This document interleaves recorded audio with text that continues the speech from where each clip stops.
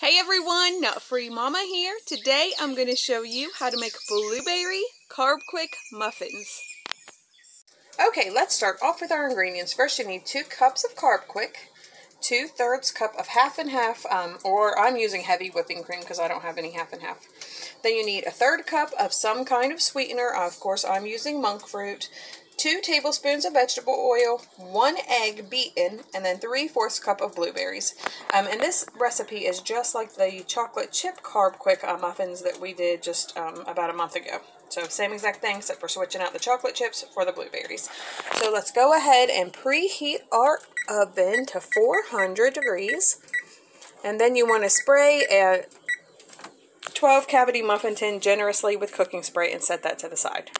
Right, next I have all of my ingredients except for my blueberries in this large bowl, and I'm just going to mix it with an electric mixer until it's nice and combined. Alright, that looks pretty mixed to me, and it is very thick dough. I'm not sure if you can see that. So I did as much as I could with my electric mixer, and then I just used my spatula a little. So next we are going to go ahead and fold in our 3/4 cup of blueberries.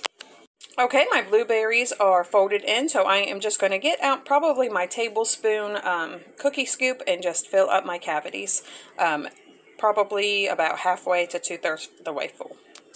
Alright, my batter is divided evenly, and you can see it's about 2/3 of the way full to each one.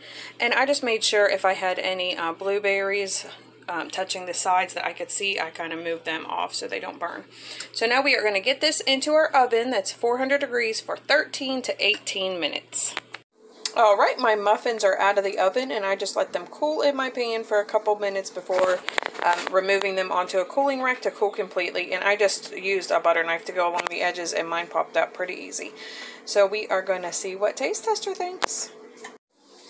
Hey Taste Tester! Hi. Have a little taste. Okay.